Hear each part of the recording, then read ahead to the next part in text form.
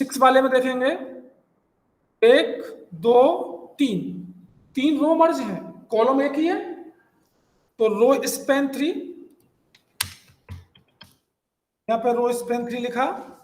7 वाले में देखो 1 2 और 3, 3 कॉलम मर्ज है, यहां लिख रहे होंगे कॉल स्पेन 3।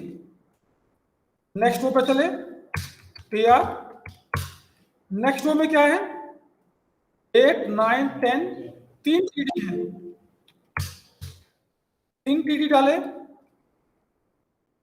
और तीनों के नंबर भी दे दो, ये होंगे 8, ये होगा 9 और ये होगा 10। 8 वाले में देखो सिंगल है, 9 वाले में 2 कॉलम और 2 रो, तो 9 वाले के अंदर रो स्पेन 2 और कॉल स्पेन 2। 10 को देखिएगा, 10 के अंदर 2 कॉलम मर्ज हो रहा है, रो एक ही है, तो यहां लिखना होगा कॉल स्पेन 2। नेक्स्ट रो बनाइए। नेक्स्ट रो में कितने हैं 11 12 13, 3 है, ये होगा 11, ये होगा 12, ये होगा 13, ये भी सिंगल है, ये भी सिंगल है, ये भी सिंगल है। अब ये देखो हमारे कॉलम कितने 1 2 3 4 5 6, तो मैं इस टेबल की एक विड्थ दे देता हूं 600 पिक्सल। चेक कीजिए जी, फाइल को रन करो, इसको चेक करो, सेम रिजल्ट आ रहा होगा, कोई चेंजिंग नहीं, सेम फॉर्मेट आ रहा है जी। इस टाइप से आपको कॉल स्पेन और रो स्पेन करने होते हैं। लिख लें जी, क्या लिखना है।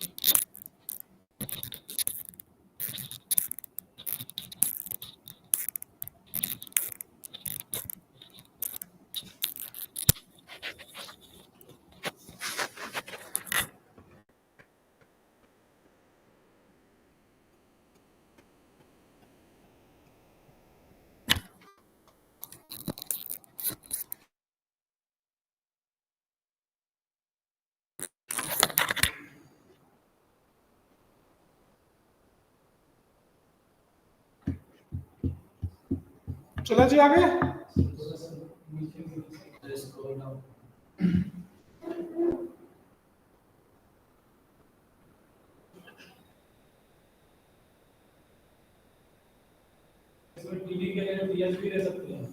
कुछ भी ले लो जी, टीएस से बोल्ट आ जाएगा, हेडिंग बन जाएगी, इतना आएगा बस चेंज, और क्या होगा।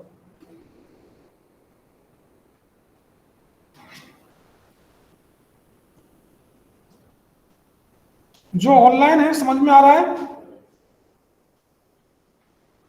टेबल समझ में आई सभी के? Yes sir. तो तुम तो ऑफलाइन क्लास लेते थे, ऑनलाइन कैसे ले रहे हो? सर किसी काम की वजह से घर पर आ गया था। किसी काम की वजह से? चलो, तो वो काम हो गया फिर? यस सर, 10-15 दिन लगेंगे, उसके बाद आ जाएंगे। चलो बढ़िया है भाई। सर एक बार वो आउटपुट दिखाना। ये देखो,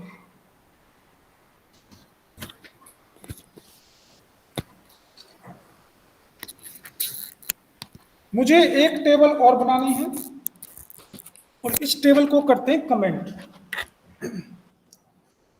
और थोड़ा ध्यान देना जी, ये टेबल थोड़ी लेंथी बनेगी।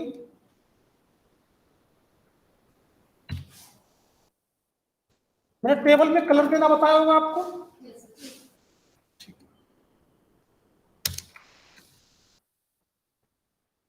टेबल बनाने के लिए टेबल टैग, एक इसका बॉर्डर 2 पिक्सल का, एक रो, और इस रो के अंदर एक टीडी, और इसका नाम दिया हेडर। मैं नीचे 4 कॉलम बनाऊंगा, चारों कॉलमों को इस वाले टीडी में मर्ज कर दिए, कॉल स्पैन 4। ठीक है जी। एक नेक्स्ट रो बनाया, टीआर, 4 टीडी, इसका नाम कर दिया होम, 1 2 3 4, इनके नाम चेंज कर लेना।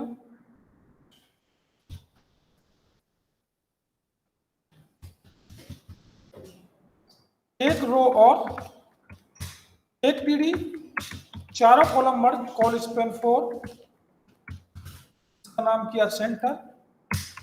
एक रो और पीढ़ी, कॉल स्पैन 4, और इसका नाम किया फुटर। ये टेबल कैसे आएगी? ऐसे ही आएगी, कोई दिक्कत? अब मैं टेबल के 2 एट्रीब्यूट्स और ऐड करने जा रहा हूं, जिनका नाम है हाइट। टेबल की हाइट ले ली मैंने 1000 पिक्सल, और टेबल की विड्थ ले दी मैंने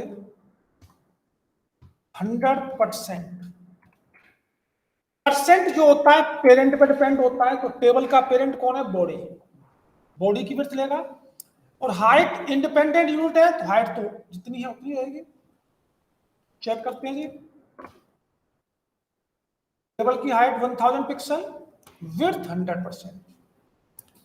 यहां पे आपने क्या देखा, जो हाइट है 1000 पिक्सल, इस हाइट को इसने इक्वल इक्वल रो की हाइट में डिवाइड कर दिया। यहां पे ईच रो की हाइट इक्वल आ रही है, इसकी सबकी रो की हाइट सेम होगी, लेकिन मुझे सभी रो की हाइट को अलग अलग मेंशन करना है।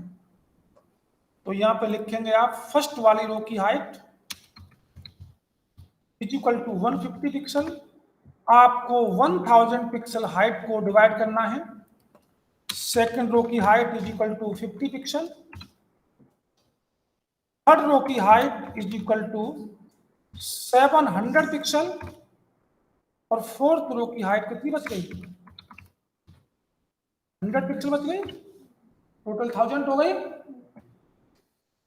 चेक करो जी, ये हमारी 150, ये 50, ये 700 और ये 100। कोई दिक्कत नहीं तक? अब मुझे इस टेबल में ये लाइनिंग नहीं चाहिए, तो कौन सा एट्रीब्यूट्स बताया था? टेबल के अंदर लाइनों को मैनेज करने के लिए कौन सा एट्रीब्यूट्स था?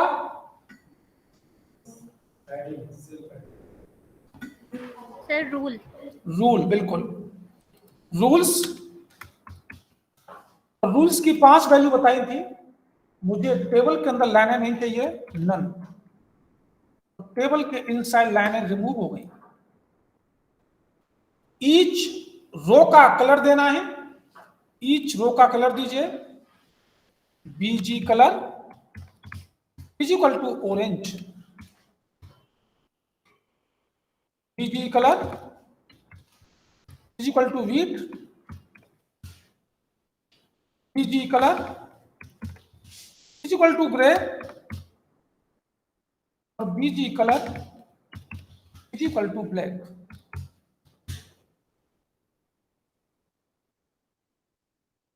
हमने एक वेब पेज बना दिया। वेबसाइट का पेज ऐसे ही होता है कुछ कुछ। अब यहां पे देखो, जो फुटर के अंदर कंटेंट है वो दिखाई नहीं दे रहा। क्यों नहीं दिखाई दे रहा? क्यों? बैकग्राउंड ब्लैक हो गया है। तो मुझे इसके कंटेंट को व्हाइट करना पड़ेगा। और व्हाइट करने के लिए आपको क्या चाहिए? Font tag. Font tag open close और कलर नाम का एक एट्रीब्यूट्स, तो इसमें लिखनी होगी वैल्यू व्हाइट। आ गया? यहां तक कोई दिक्कत? अब ये जितने भी हैं इन सभी को लिंक बनाना है। जैसे लिंक बनाते हैं, बनाओ जी। तो लिंक बनाने के लिए आपको पता होगा एंकर टैग ए का यूज करते हैं, ए href, और इसका नाम कर दिया होम है जी हमारा ये।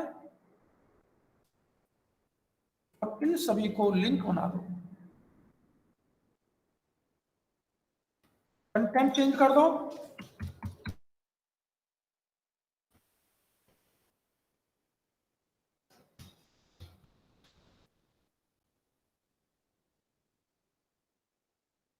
लिंक बन गए। कोई दिक्कत? इन सभी के पेज भी बनाने अलग अलग। तो कितने पेज की जरूरत पड़ेगी? मैं 2 पेज बनाऊंगा। पहले पेज का नाम home.html,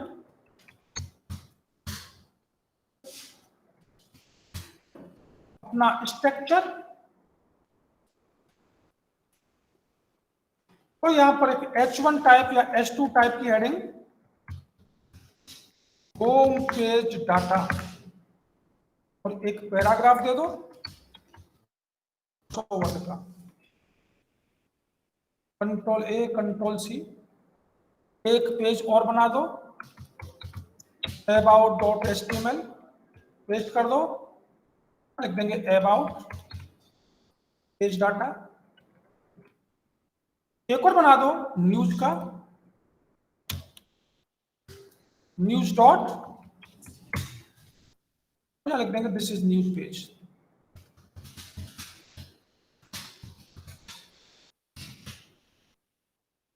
इन सारे पेजों को href में लिंक करा दें हम। पहले वाले का नाम क्या है? home.html। दूसरे वाले का नाम क्या है? तीसरे वाले का नाम क्या है? सारे पेज का डाटा खुल रहा होगा इसी टैब में। मुझे न्यू टैब में खोलना है, तो न्यू टैब में खोलने के लिए क्या लगाते थे?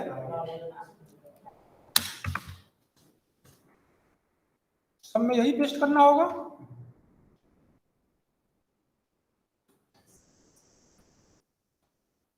बिल्कुल न्यू टैब में खोलना है।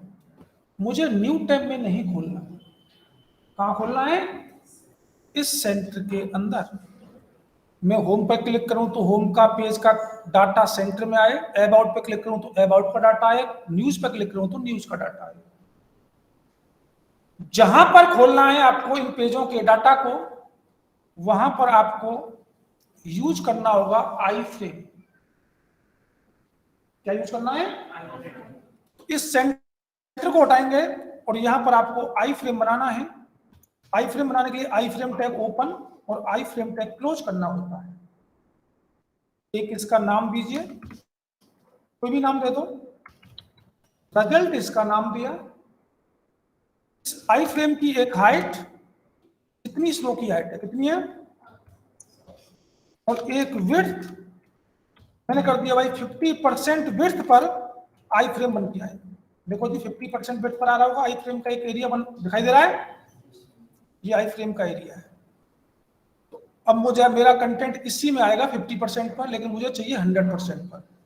इसकी विड्थ कितनी करनी पड़ेगी? 100%। ठीक है जी, आई फ्रेम बन गया आपका 100% पर। अब इस आई फ्रेम के नाम को करेंगे कॉपी, तो जहां पर टारगेट है अंडरस्कोर ब्लैंक, उसको रिमूव करते हुए वहां पर आई फ्रेम का नाम पास करा देंगे। अगर लिंक में जो टारगेट यूज किया है, टारगेट में अगर अंडरस्कोर ब्लैंक है, तो इस href के डाटा को वो न्यू टर्म में ओपन करता है। और अगर टारगेट में किसी आई फ्रेम का नाम है, तो जहां पर आपने आई फ्रेम बनाया है वहां पर कंटेंट को ओपन करेगा। चेक करते हैं जी।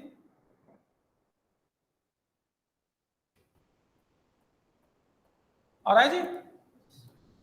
लेकिन मैं जैसे रिफ्रेश करता हूं कुछ भी नहीं आ रहा।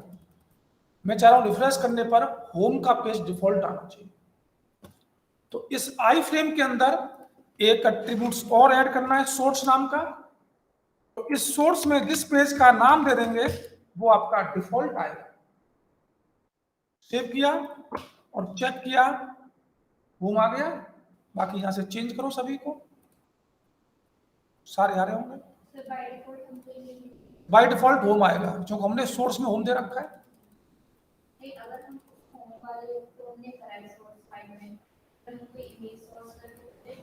इमेज सोर्स कहां पर? यहाँ पर, हाँ इमेज भी आ जाएगी बिल्कुल, जो देंगे वो आएगा।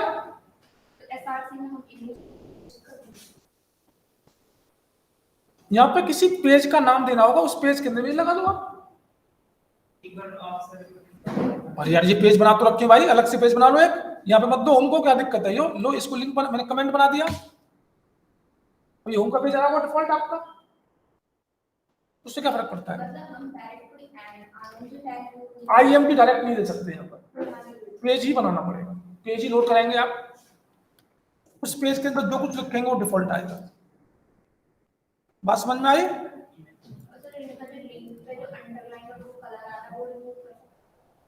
अंडरलाइन कलर, हाँ वो करेंगे CSS में। कलर चेंज करना नहीं बताया था मैंने? होगा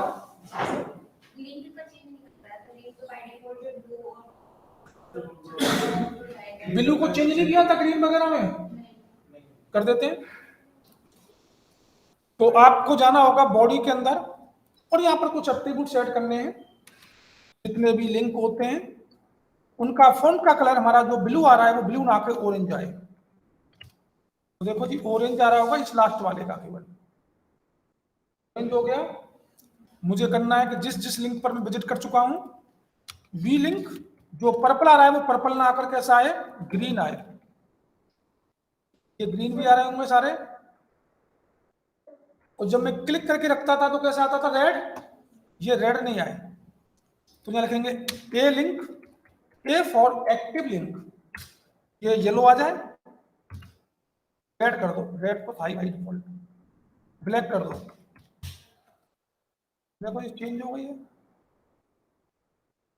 कर दिया, बट अंडरलाइन नहीं हटेगी अभी, नहीं CSS से हटेगी। ये 3 एट्रीब्यूट्स आपको बॉडी में ही लगाने हैं। लिंक का मतलब जितने भी लिंक बनेंगे डिफॉल्ट उसका ऑरेंज आएगा। वी लिंक का मतलब जिस जिस लिंक पर विजिट कर जाएंगे उसका कलर ग्रीन हो जाएगा। और ए लिंक का मतलब एक्टिव, जब क्लिक करके रखेंगे तो उसका कलर ब्लैक हो जाएगा। CSS बॉडी के लिए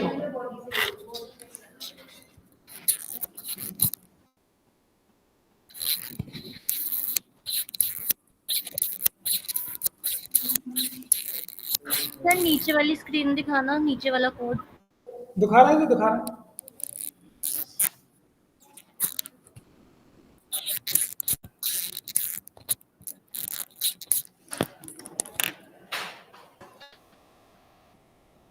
अरे नीचे लिख लें जी, क्या लिखना है इसमें?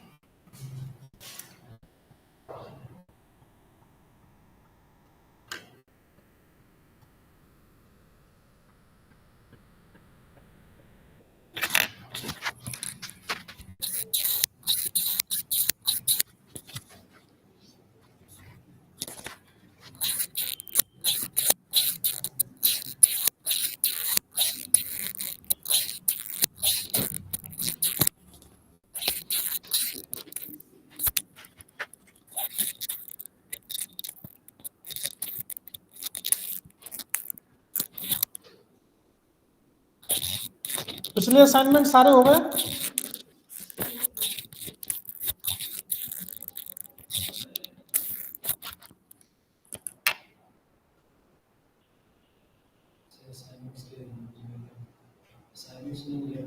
आज मिलेंगे।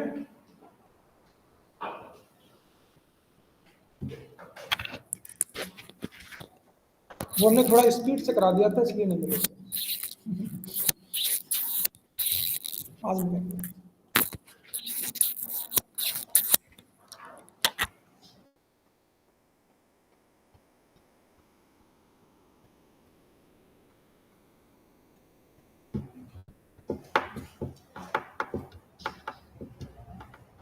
सर इसका आउटपुट दिखाना एक बार। आउटपुट देखो भाई।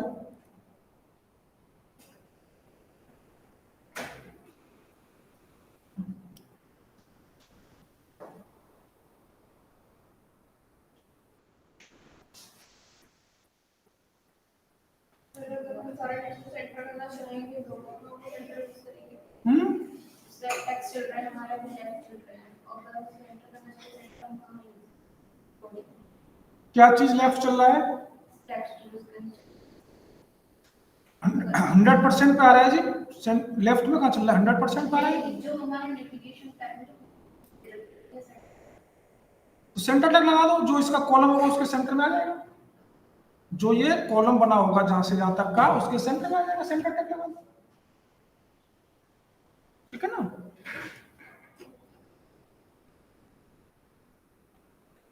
आपके लिए कुछ असाइनमेंट है इसी पर जो बना है।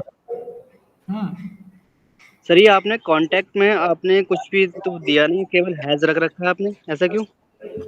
हमने पेज नहीं बनाया। अच्छा पेज नहीं बनाया। तुम बना लेना। ओके ओके ठीक है सर। 3 पेज बनाए भाई मैंने, तुम चौथा बना लेना। ओके ओके ठीक है सर।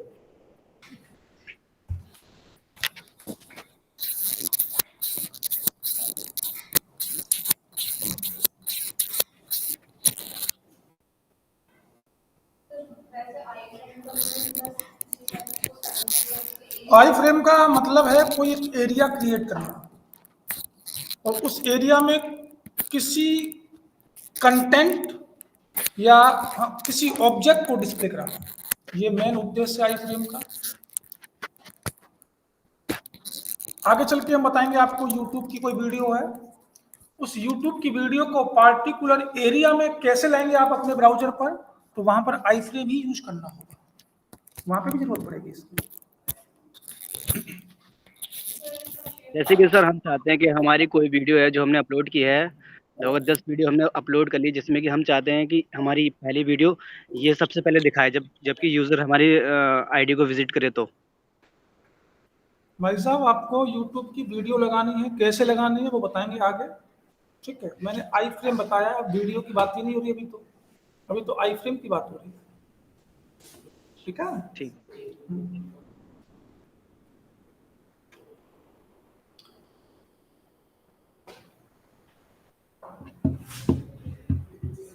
हो गया जी।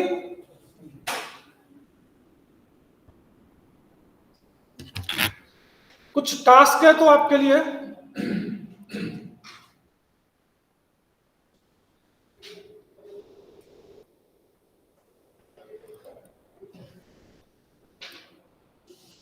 ये बना लिया था क्या? ये वाला बना लिया? जी सर। अब ये बनाना है। इसमें ये मत बनाना क्योंकि हमने बताया नहीं अभी, बाकी बनना चाहिए सारा।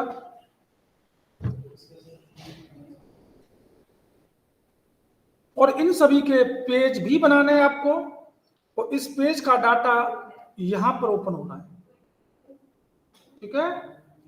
इन सभी के पेज बनाने हैं और इन पेजों का डाटा यहां पर लेफ्ट वाले में ओपन होना है।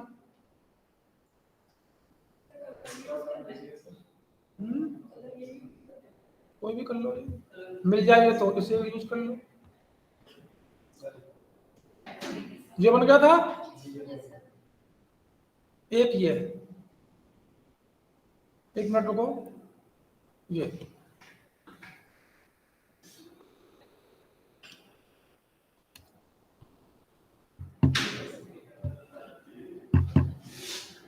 ठीक है,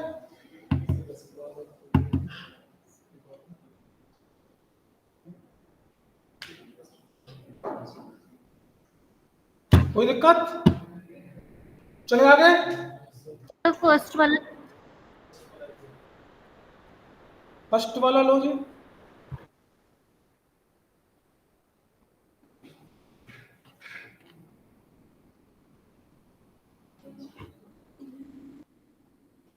ये देखो अब कौन ज्वाइन हो रहा है। ये कौन है भाई?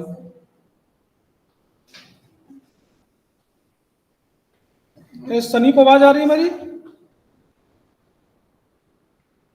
सनी को आवाज आ रही है? ये कौन है? आप इसी बैच में हो?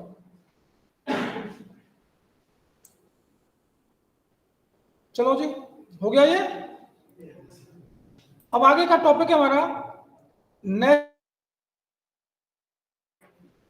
नेस्टेड टेबल का मतलब टेबल के अंदर टेबल कैसे यूज करेंगे वो देखिएगा यहां पर। तो मैं एक छोटा सा एग्जांपल बनाऊंगा नेस्टेड टेबल का। तो मैंने सबसे पहले एक table tag open, table tag close, एक इसका बॉर्डर 2 पिक्सल का, यहां पर एक रो लिया, इस रो के अंदर एक टीडी जिसका कॉल स्पैन टू, 2 कॉलम मर्ज किए मैंने, इसका नाम कर दिया टॉप है ये मेरा, एक रो और 2 टीडी इसका नाम दिया लेफ्ट और एक टीडी इसका नाम दिया राइट। ठीक है जी, कैसी बनी होगी टेबल दिखाता हूं। तो ऐसी, इस टेबल की हाइट और विड्थ भी मेंशन कर दो, थोड़ा देखना दीजिए ध्यान से। हाइट इज इक्वल टू मैंने कर दी 200 पिक्सल की और विड्थ इज इक्वल टू मैंने कर दी ये 50% पे आए, या 100% कर दो, पूरे पे ले जाते हैं, ऐसे आएगा। और इसमें रूल्स कर दिया मैंने ऑल। रूल्स ऑल से क्या होगा, इससे क्या होगा, है मार्जिन आ जाएगा, पैडिंग आएगा, क्या आएगा,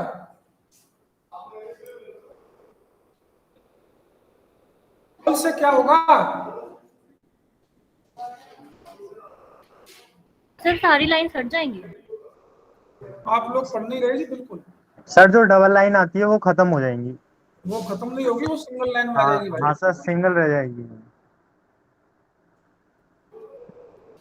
ऐसा मत करो भाई, पढ़ो। इसके बाद मुझे क्या करना है, इस रो की पहले वाले रो की हाइट कर दो 50 पिक्सल,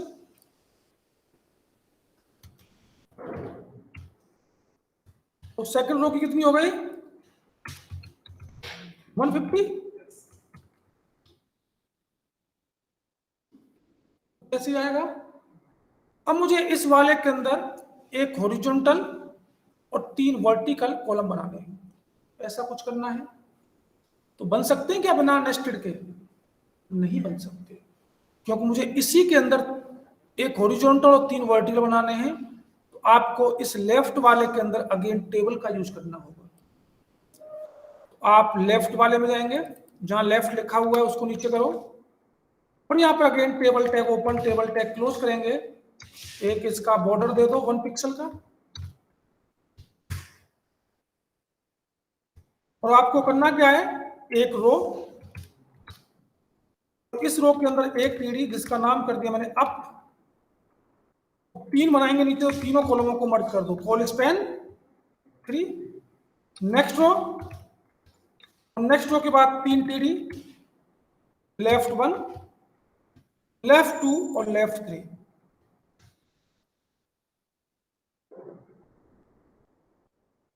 अब आपको इस टेबल की हाइट कितनी देनी होगी, जितनी इस रो की हाइट है, कितनी है, इसकी विड्थ लगनी है पूरे 100% पर, जितने का बना हुआ है पूरे 100% पर आइए टेबल। 100% का मतलब क्या होगा, कहां तक आएगा, ये यहां तक आएगा, ये 100% है।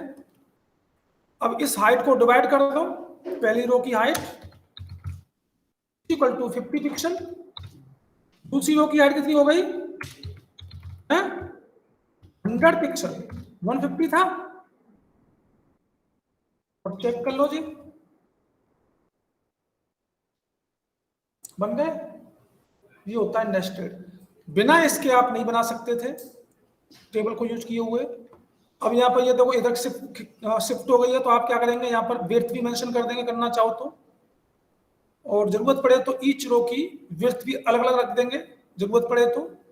वैसे सही है हमारा, बढ़िया। लिख लिया जी, क्या लिखना है? इश्यू कहते हैं नेस्टेड टेबल। इसकी जरूरत पड़ने वाली है जो मैंने असाइनमेंट दिया उसमें।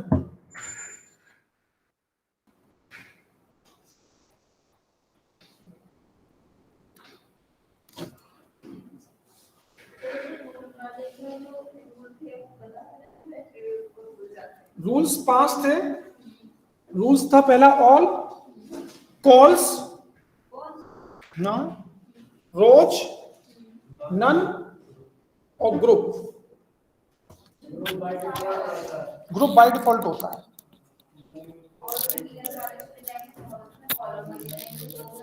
कॉलम का मतलब कॉलम वाइज, रो का मतलब रो वाइज, ऑल का मतलब सिंगल लाइन, नन का मतलब कुछ नहीं।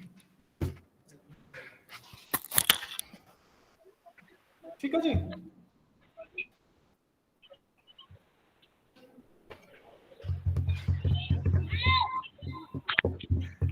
ये माइक ऑफ कर लो।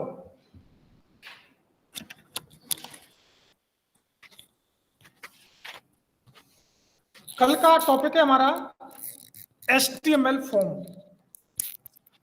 अब हमारा फॉर्म लॉगिन फॉर्म हो सकता है, कॉन्टेक्ट फॉर्म हो सकता है, इंक्वायरी फॉर्म हो सकता है, रजिस्ट्रेशन फॉर्म हो सकता है, किसी भी टाइप का कोई भी फॉर्म हो सकता है, वो हमें बनाना सीखना है। इन फॉर्म को हम पढ़ेंगे कैसे, टॉपिक बाय टॉपिक, मतलब एक एक प्रॉपर्टी को पढ़ेंगे नंबर वाइज, साथ के साथ लिखाएंगे। फॉर्म का काम क्या होता है जी? इनपुट लेना, उससे क्या होता है?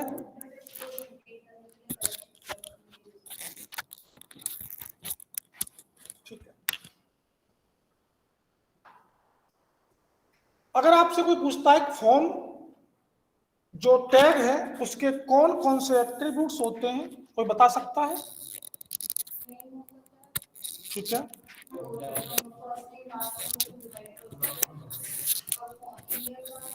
सर किसके? मैं फॉर्म टैग की बात कर रहा हूं, फॉर्म के अंदर फील्डों की बात नहीं कर रहा। जैसे टेबल बनाने के लिए टेबल टैग का यूज होता है, ऐसे फॉर्म बनाने के लिए फॉर्म टैग का यूज होता है। तो क्या फॉर्म के कुछ एट्रीब्यूट्स भी होते हैं क्या?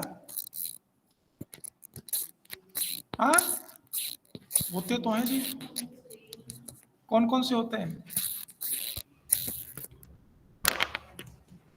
तो पहला एट्रीब्यूट्स, इसको मैं ओरल बता रहा हूं, कल देखेंगे और डिटेल में। पहला एट्रीब्यूट्स होता है हमारा एक्शन का।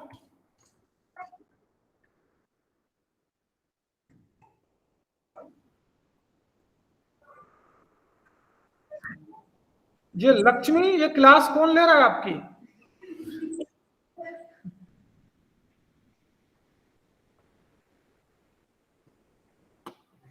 पहला एट्रीब्यूट्स एक्शन। एक्शन का मतलब कोई बता सकता है क्या होता है एक्शन का मतलब? एक्शन परफॉर्म कहां हो रहा है आपका? आपने फॉर्म को सबमिट किया, सबमिट करने के बाद एक्शन परफॉर्म कहां हो रहा है? सेम पेज पर या नेक्स्ट पेज पर? कैसे? मैं चलता हूं जीमेल की तरफ।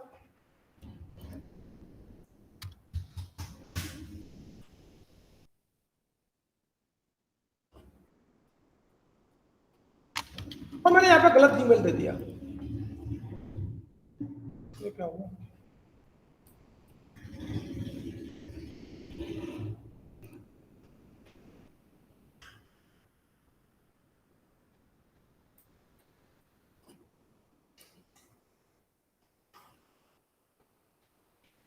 मैंने यहां पर गलत ईमेल दे दिया, नेक्स्ट किया। अब ये जो मैसेज आ रहा है, could not find your Google account, इसने क्या किया होगा, इस जीमेल को अपने डाटाबेस में चेक किया होगा। अगर डाटाबेस में अवेलेबल होता तो ये नेक्स्ट पासवर्ड का ऑप्शन देता। अब ये डाटाबेस में है ही नहीं, तो उसने एक एरर मैसेज दे दिया। ये कहां से आ रहा है, ये हमारा बता रहा है जी, ये एक्शन ही बता रहा है कि ये जो मैसेज रखना है आपको इसी पेज पर रखना है या नेक्स्ट पेज पर रखना है। अगर ये एरर मैसेज इसी पेज पर देना है तो हमें एक्शन को ब्लैंक रखना होता है, सेम पेज। ब्लैंक का मतलब सेम पेज। तो अगर मुझे एक्शन किसी दूसरे पेज पर परफॉर्म कराना है तो उस पेज का नाम देना होता है, जैसे result.php, result.py, result. जो भी है। अब एक्शन कहां पर परफॉर्म होगा, जैसे एरर मैसेज जो आ रहा है अब इस वाले पेज पर ना आकर वो नेक्स्ट पेज पर आएगा। ठीक है, ये एक्शन का काम होता है फॉर्म टैग के अंदर। एक एट्रीब्यूट्स और होता है जिसका नाम है मेथड। बता सकता है कोई मेथड क्या है? मेथड का काम क्या है?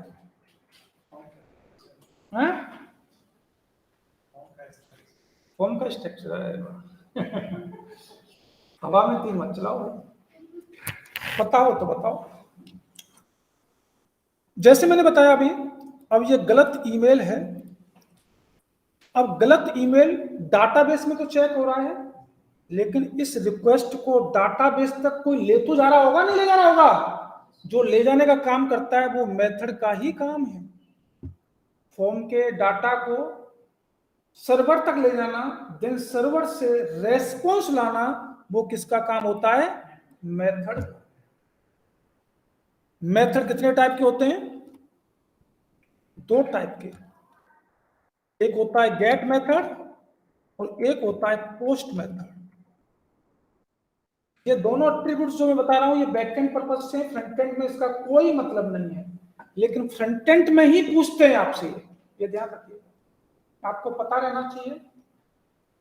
मेथड गेट और पोस्ट दो टाइप के मेथड होते हैं, दोनों में क्या अंतर है बताएं जी। आप मेथड गेट लगाओ या पोस्ट लगाओ, दोनों आपके डाटा को सर्वर तक ले जाएंगे, देन वहां से रेस्पॉन्स लाएंगे। पहला अंतर तो यह है, गेट जो होता है अनसिक्योर है और पोस्ट जो होता है हमारा सिक्योर होता है। गेट अनसिक्योर क्यों है? अब यहां पर मैंने सही ईमेल लिखा, ये होगा कहीं कहीं। इन्होंने अगर गेट मेथड यूज किया हुआ होता, जैसे मैं नेक्स्ट करता, अच्छा ये भी नहीं है, कोई नहीं, और कोई लिख दो जी जो हो अवेलेबल।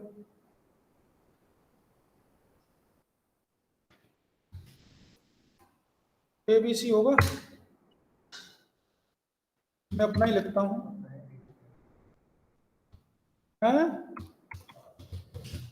पासवर्ड भी डाल देंगे, क्या दिक्कत है भाई। अब अगर इन्होंने मेथड गेट यूज किया होता तो हमने जो फॉर्म के अंदर जो वैल्यू डाली है उस वैल्यू को ये URL में शो कर देता है। उस वैल्यू को, जैसे मैं क्रिएट अकाउंट करता हूं यहां पर, अब मैं यहाँ पे कुछ वैल्यू डालूंगा, ये फर्स्ट नेम लास्ट नेम, तो ये क्या करेगा, साथ के साथ आपके URL में आपकी वैल्यू को डालता रहेगा। कौन सा मेथड? गेट। इसलिए वो सिक्योर नहीं है। आपने फॉर्म में जो भी इनपुट डाला है डाटाबेस में तो जाएगा, चेक होगा, सब कुछ होगा, लेकिन आपकी वैल्यू को वो URL पे शो कराता रहता साथ साथ, इसलिए सिक्योर नहीं है। पोस्ट हमारा सिक्योर है। अगर इन्होंने पोस्ट मेथड यूज किया है तो हमारे इनपुट को वो URL में शो नहीं होने देता। एक अंतर तो ये है जी। दूसरा अंतर है, गेट का काम करने का तरीका फास्ट है कंपेयर टू पोस्ट।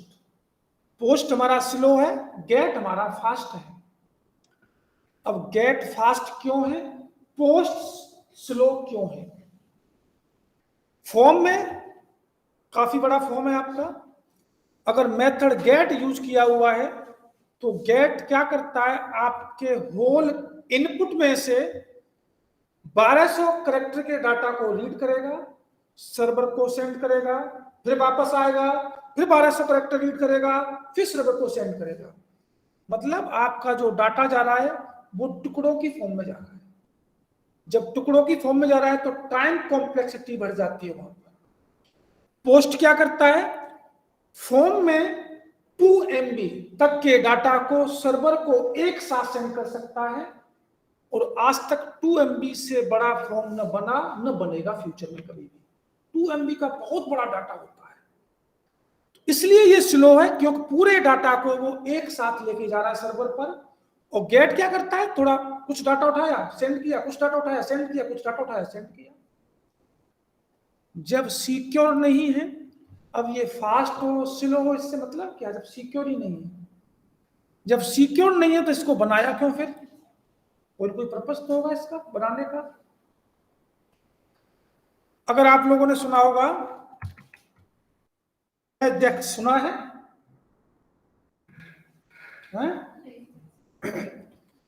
इसका नाम होता है एसिंक्रोनस जावास्क्रिप्ट एंड XML। इसका काम क्या है, इसका काम है जैसे फॉर्म में आप देखते होंगे कभी कभी, अगर आपने रेलवे का टिकट बुक किया होगा तो वहां पर एक कैप्चा कोड आता है 3DF4E, नीचे एक टेक्स्ट बॉक्स बना रहता है, फॉर्म में भी होता है वेबसाइटों पर। अगर वो कैप्चा कोड समझ में नहीं आ रहा तो साइड में एक रेफरेंस बटन बना रहता है, आपकी इंफॉर्मेशन है ऊपर भी नीचे भी, बीच में कैप्चा कोड है।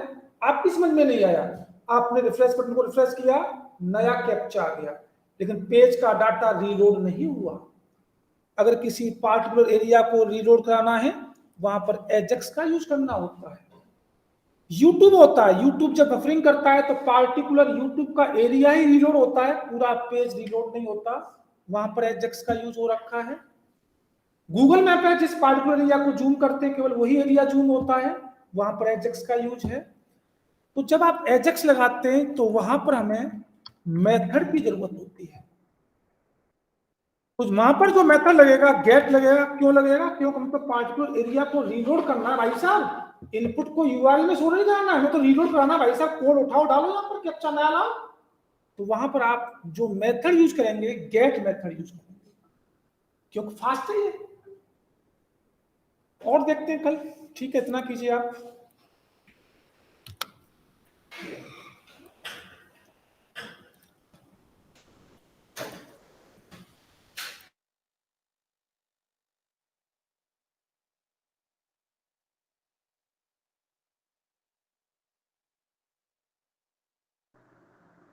सत्तू हाँ लौंडे, क्या हाल है?